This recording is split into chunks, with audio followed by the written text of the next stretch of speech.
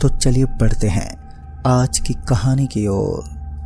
दोस्तों, एक ड्राइवर की जिंदगी आखिर किन मुसीबतों के रास्तों से गुजरती है, ये तो वही जान सकता है जो ड्राइविंग करता है। ये घटना सुरेश की है, जो एक पुराना और अनुभव ट्रक ड्राइवर था। कहते हैं कि जिस जगह पर खौफनाक दास्तां मौजूद होती हों, उस जगह पर जाने से पहले हमें 100 बार सोचना चाहिए। लेकिन क्या हो जब किसी इंसान को इन चीजों पर यकीन ना हो। सुरेश के साथ भी कुछ ऐसा ही घटने वाला था। रात का समय था और आज ठंडी ठंडी हवाओं का जमावड़ा भी काफी अच्छे से नजर आ रहा था। सुरेश इस बात से अनजान था और आज उसके सामने कयामत का एक ऐसा तूफान मंडराने वाला था जिसके बारे में उसने कभी सोचा तक नहीं था। ठंडी ठंडी हवाएं आज अपने शोर शराबे से शरीर को ठंडा कर रही थी। सुरेश नामक एक शख्स सामान को डिलीवर करने के लिए उदयपुर के लिए रवाना हुआ। उदयपुर राजस्थान का एक मशहूर जिला है और उसे डिलीवरी उदयपुर में ही खत्म करनी थी। नेशनल हाईवे 58 का वो रास्ता आज वीरान नजर आ रहा था। चारों तरफ गाड़ियों का जमावड़ा बहुत ही कम था। कोई भी बस या गाड़ी उस इलाके में घूमती फिरती नजर नहीं आई। नेशनल हाईवे 58 पर इस तरह का सन्नाटा देखकर हर कोई हैरान रह जाए, क्योंकि यह चहलकदमी कुछ ज्यादा ही थी। खैर, सुरेश को इन चीजों से कोई ज्यादा फर्क नहीं पड़ा। चुपचाप अपने ट्रक को ड्राइव करता रहा, लेकिन बीच रास्ते में टॉयलेट ने उसे सताना शुरू कर दिया। उसने ज्यादा वक्त नहीं गंवाया और अपने ट्रक को साइड में लगाते हुए वो नीचे उतर गया। इससे पहले कि वो पूरी तरीके से ट्रक से नीचे उतर पाता, उसे एक बूढ़ा आदमी दिखाई दिया और उस बूढ़े आदमी का शरीर बड़ा ही लचीला और अजीब दिखाई दे रहा था। उसकी दोनों आंखें सिर्फ और सिर्फ सुरेश को ही देख रही थी।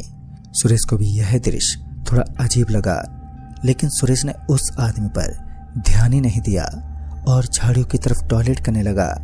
अब रात के तकरीबन 10:30 बज चुके थे और ठंड की ये रात सन्नाटे के साथ साथ कोहरे में प्रदर्शित होने लगी। रास्ता अभी भी काफी लंबा और घना बाकी था। वैसे तो प्राचीन समय से ही राजस्थान को लेकर भूत प्रेत के लिए काफी मशहूर माना जाता है, लेकिन आज तो हद ही हो गई थी। दरअसल वहां पर एक काले कलर के बोर्ड के ऊपर एक इंसान का नाम लिखा हुआ था और सूचना दी गई थी कि उसकी रूह आज भी लोगों को नुकसान पहुंचाने की कोशिश करती है। सुरेश को हंसी आने लगी, क्योंकि एक आदमी की खातिर एक सरकारी बोर्ड आखिर कौन लगा सकता है। सुरेश ने ज्यादा वक्त नहीं गंवाया और अपने कदम भी पटकते हुए वो ट्रक की ओर चल दिया। लेकिन जब वो अपने ट्रक की ओर बढ़ रहा था तो उसे ऐसा लगने लगा कि उसके पीछे और कोई भी मौजूद है। हालांकि जब सुरेश एक बार के लिए अपने पीछे की ओर पलटा तो उसे बाकी सब कुछ एकदम सुनसान और वीरान पड़ा हुआ दिखाई दिया। राजस्थान की इस रोड के करीब चारों तरफ लंबे और घने आकार के वृक्ष खड़े थे और साथ ही उन पेड़ों के बगल में छोटी छोटी और कांटेदार झाड़ियां भी बनी हुई थी।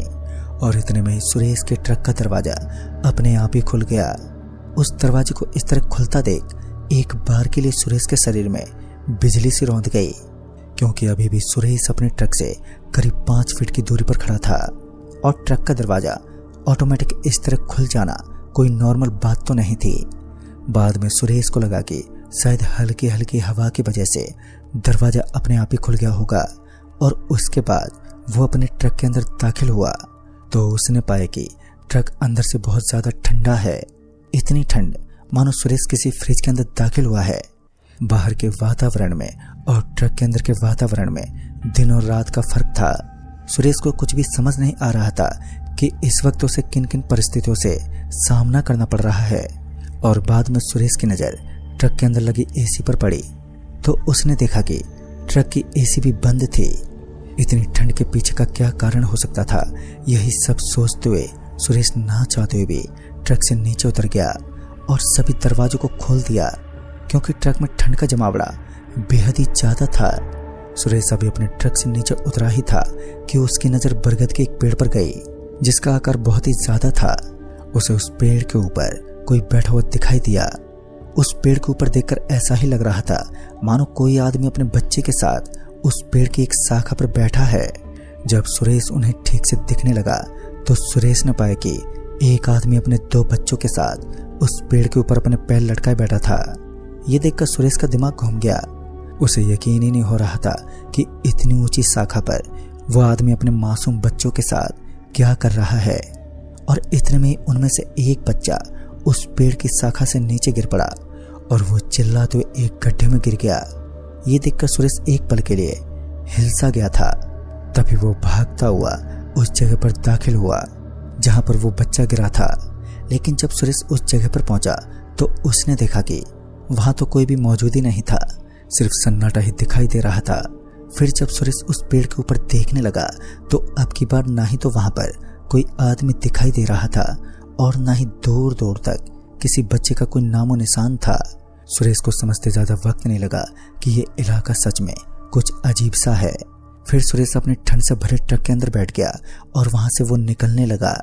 लेकिन अब तो ट्रक ने भी ठंड पकड़ ली थी, क्योंकि जब उसने अपने ट्रक को स्टार्ट करने की उसने कोशिश की तो उसकी ट्रक स्टार्ट ही नहीं हुई। सुरेश जल्द से जल्द ट्रक के बोनेट के पास पहुंचा और उसे वो चेक करने लगा तो ट्रक के अंदर सब कुछ एकदम सही था। और उसके बाद तो सुरेश भी अब समझ चुका था कि ट्रक ने ठंड पकड़ ली है, क्योंकि यह पूरा इंजन आखिर कब तक साथ दे पाता। थकार कर सुरेश वापस अपने ट्रक में पहुंचा और उसे स्टार्ट करने की वो कोशिश करने लगा। इस बार उसकी किस्मत ने उसका साथ दिया और ट्रक पहले ही झटके में स्टार्ट हो गई।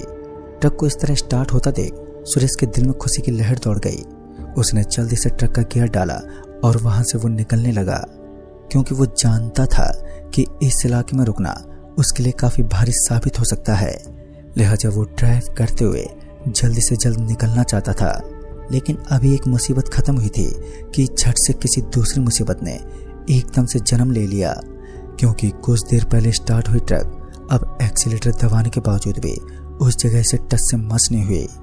ऐसा लग रहा था मानो कोई वस्तु ट्रक को अपनी तरफ खींच रही है। अब सुरेश के जिगरे में इतनी हिमाकत भी नहीं थी कि वह अपने ट्रक से नीचे उतरकर पीछे का नजारा देख सके। लेकिन यहाँ ट्रक का रुकना भी उचित नहीं था, तो सुरेश एक बार फिर ना चाहते हुए भी अपनी ट्रक से नीचे उतर गया और वो बाहर घूमने लगा। लेकिन उसने पाया कि ट्रक के सारे पहिए एकदम जमीन के ऊपर ही उसे नजर आ रहे थे। ऐसा भी नहीं था कि ट्रक का कोई इकलौता पहिया जमीन में धंस गया हो। सब कुछ एकदम सही लग रहा था। फिर सुरेश की आंखें एक इंसान पर टिक गई जो ट्रक को पीछे की तरफ खींच रहा था। उस आदमी की इस हरकत को देखकर सुरेश गुस्से से तिल मिलाते हुए बोला, अच्छा तो तूने परेशान कर रखा है मुझे, रुक तुझे अभी बताता हूँ। इतना बोलते वक्त सुरेश ये भूल चुका था कि एक आदमी भला इतनी बड़ी ट्रक को कैसे रोक सकता है। लेकिन जब सुरेश का दिमाग काम करना शुरू करने लगा तब सुरेश का पूरा बदन थर थर कांपने लगा, क्योंकि अब उसे यकीन हो चुका था कि यह शख्स असल में कोई इंसान नहीं है बल्कि एक शैतान है जो अपनी भुजाओं के बल पर इस ट्रक को रोक के रखा है। इससे पहले कि सुरेश कुछ कर पाता उस शैतान ने उस ट्रक को एकदम से छोड़ दिया।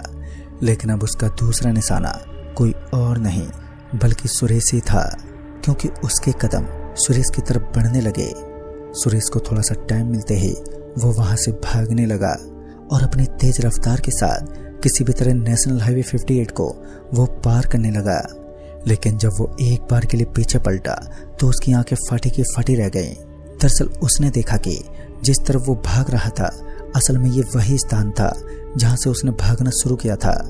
उसे तो समझ ही नहीं आया कि आखिर ऐसा कैसे हुआ, क्योंकि वो दौड़ते दौड़ते काफी थकावट महसूस करने लगा। और फिर जब उसे लगा कि यहाँ मायावी शक्तियां उसे यहाँ से भागने नहीं देंगी तो उसने हिम्मत जुटाई और वो ट्रक के अंदर बैठ गया। अच्छी बात तो ये थी कि जैसे उसने ट्रक के दरवाजे को ओपन किया तो वो आराम से खुल गया। लेकिन जब वो ट्रक के अंदर पहुंचा तो उसने पाया कि चमगादड़ों की एक बहुत ही बड़ी झुंड ट्रक के अंदर बुरी तरह फैली हुई थी और उन चमगादड़ों का वार इतना भयानक था कि उन्होंने सुरेश के चेहरे पर हमला कर दिया, जिस वजह से सुरेश औंधे मुंह सीट पर नीचे गिर गया। लेकिन इससे पहले सुरेश ने ट्रक के दोनों दरवाजों को लॉक कर दिया था और फिर अचानक ही उन दरवाजों के ऊपर जोर की दस्तक होने लगी। ऐसा लग रहा था मानो कोई बाहर की तरफ खड़ा होकर जोर जोर से ट्रक का दरवाजा खटखटा रहा है। एक बार के लिए सुरेश कांच की ओर देखने लगा तो उसका पूरा बदन भय के आक्रोश में डूब गया। दरअसल सुरेश ने देखा कि इस वक्त जो उसके ट्रक के बाहर खड़ा है वो कोई इंसान नहीं बल्कि हाथ पर कटा हुआ एक शैतान है जो अपने मुंह से दरवाजे पर दस्तक दे रहा था।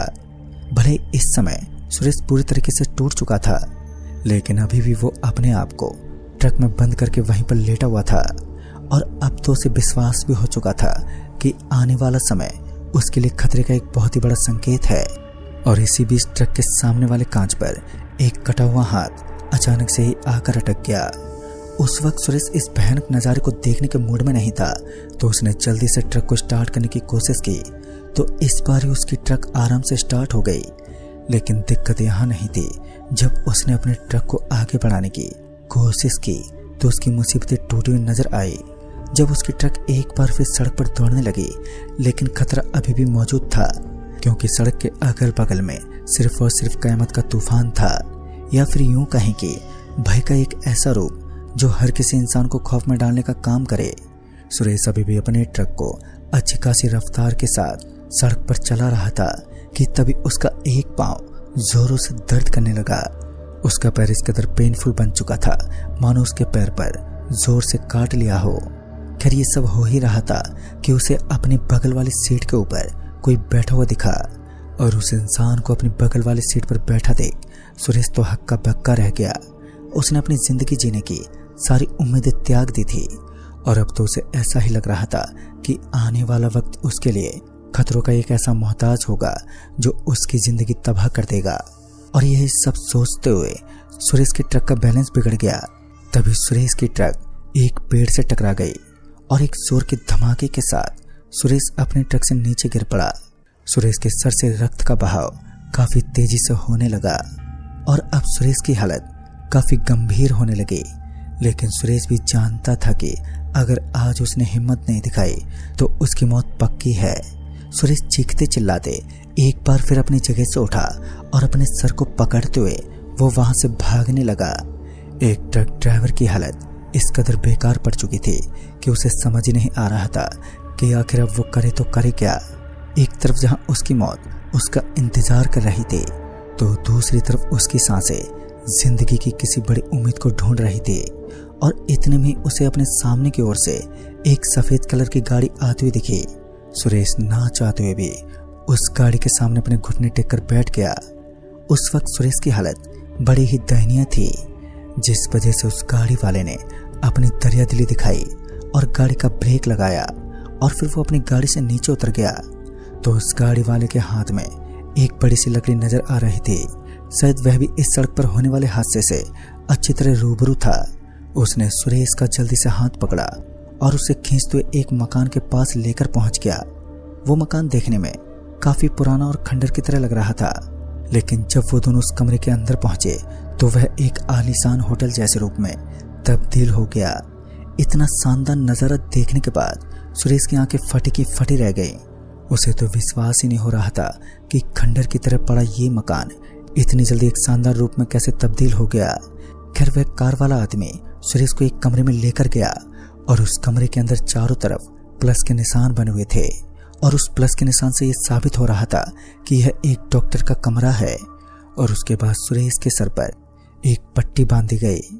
पता नहीं उस वक्त सुरेश को अचानक ही ऐसा क्या हुआ कि उसकी आंखों के सामने नींद की लहरें आने लगी, और उसी वक्त वह नींद के एक गंभीर आक्रोश में डूब गया और एक चैन की नींद लेने लगा। बाद में जब उसने अपनी आंखें खोली तो उसने पाया कि वो एक खाली स्थान पर पड़ा हुआ था, जहां सूर्य अपनी ऊर्जा के साथ धीरे धीरे आसमान में छाने वाला था।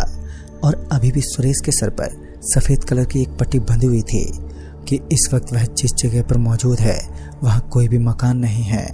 बाद में सुरेश वहां के आसपास मौजूद लोगों से उस मकान के बारे में पूछने लगा, तो कुछ लोगों ने बताया कि करीब 2 महीने पहले यहाँ से एक हवेली को उखाड़ दिया गया था। और जब सुरेश की आपबीती के बारे में उन सभी लोगों को पता चला तो उन्होंने बताया कि NH-58 का ये रास्ता इस इलाके में एक खौफनाक सच्चाई का दूसरा नाम है। कहते हैं जो भी ट्रक ड्राइवर या फिर अन्य कोई भी शख्स रात में इस रास्ते पर पैदल घूमने की हिम्मत करता है तो उसे उन बुरी आत्माओं से सामना करना ही पड़ता है, जो इंसानों को आघात पहुंचाने की फिराक में रहती हैं। खैर उस दिन सुरेश अपनी अच्छी किस्मत और एक अच्छी आत्मा के बलबूते पर उन बुरी आत्माओं के साए से बच निकला, जो उसे किसी भी वक्त मौत के घाट उतार सकती थी।